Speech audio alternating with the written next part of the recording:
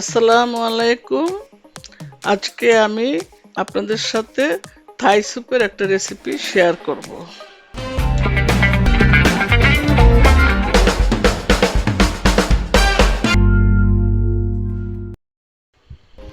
Soup তৈরির জন্য প্রথমে আমি প্যান নিলাম একটা, তারপরে কিউব করে কেটে রাখা মাংসগুলি দিয়ে দিলাম।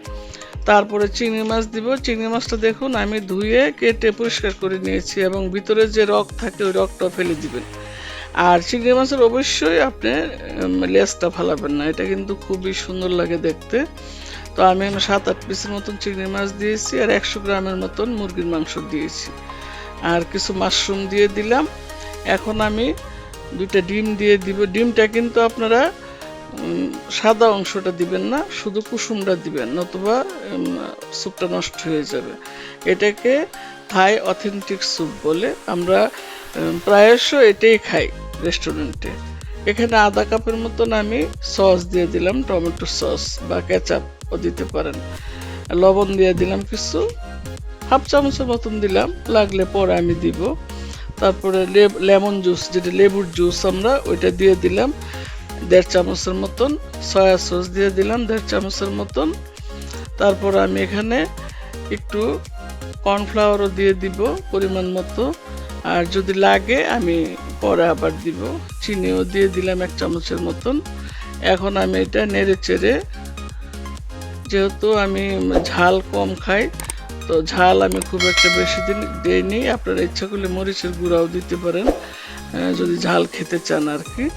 তো আমি মরিচের গুঁড়া দিইনি, আমি আমাদের ঘরে ঝাল তো কম খাই, আপনারা জানেন, আমি আগেও বলেছি। তো এইভাবে নেড়ে চেড়ে, এই যে আমি আগে থেকে চিকেন স্টক করে রেখেছিলাম, তো চিকেন স্টক আমি এখানে আমার মেজারমেন্ট কাপ 300 গ্রামের, তো প্রায় 600 গ্রামের মতন আমি দিয়ে দিলাম। তো যদি লাগে আমি আর একটু পানি দিব আর কি, তো পানিও দিয়ে দিলাম। দিয়ে এখন আমি এটা চুলায় বসিয়ে দিব।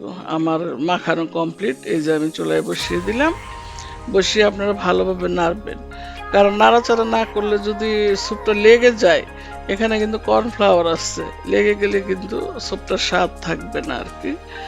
আর আমরা তো স্যুপে অবশ্যই থাই স্যুপে থাই পাতাটা ইউজ করি, তো আমি কিছু থাই পাতাও দিয়ে দিলাম, যেটা নাকি আমরা লেমন গ্রাস বলি, ওইটা দিয়ে দিলাম।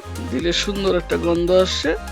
তো এইভাবে আপনারা নাড়াচাড়া করতে থাকবেন। নাড়াচাড়া করে যখন দেখবেন যে না, করার নিচে আর লাগার কোনো সম্ভাবনা নাই, তখন আপনারা ঢাকনা দিয়ে দিবেন। ঢাকনা দিয়ে বলক আসা পর্যন্ত অপেক্ষা করবেন, অন্তত 10 মিনিটের মধ্যে বলক চলে আসবে আর কি। আর স্যুপটা মিডিয়াম ফ্লেমে আপনারা রান্না করবেন, হাই ফ্লেমে না, চুলার আঁচটা মিডিয়াম রাখবেন। তাহলে স্যুপটা সুন্দর দেখবেন যে আস্তে আস্তে স্যুপটা জাল হতে থাকবে। স্যুপটা কিন্তু যত জাল হবে স্যুপটা তত টেস্টি হবে।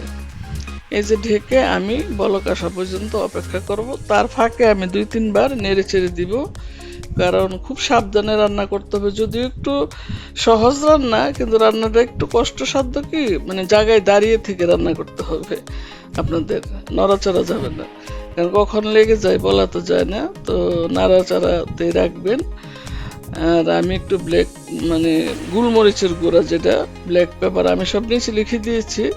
তো গোলমরিচের জালটাই সাধারণত আমরা খাই, এই জন্য গোলমরিচের জালটাই আমি দিলাম। তো আমি দিয়ে নেড়ে চেড়ে আবার আমি ঢাকনা দিয়ে দিব। ঢাকনা দিয়ে অন্তত 10 মিনিটের মতন আমি জাল করব। এই যে দেখুন স্যুপ ঘন হয়ে আসছে। এই যে আমার স্যুপ কিন্তু ঘন হয়ে আসছে, কিন্তু আর একটু ঘন লাগবে। আমি আর একটু লবণ দিলাম, আমার কাছে মনে হয়েছে লবণ একটু কম। তো লবণটা আপনারা চেখে নেবেন, চেখে নিয়ে আপনারা দেখবেন লবণ ঠিক আছে কিনা। আমি একটু কর্নফ্লাওয়ার দিয়ে দিলাম স্যুপটা ঘন হওয়ার জন্য।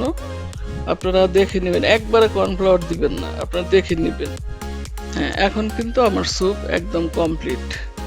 এই যে দেখুন আমি সুন্দর একটা বলে স্যুপটা বেড়ে নিলাম আর কি। এখানে আমি 6 জনের মতন স্যুপ বানিয়েছি। তো এই যে বলে সুন্দর করে পরিবেশন করবেন। আপনারা ভালো থাকবেন সবাই।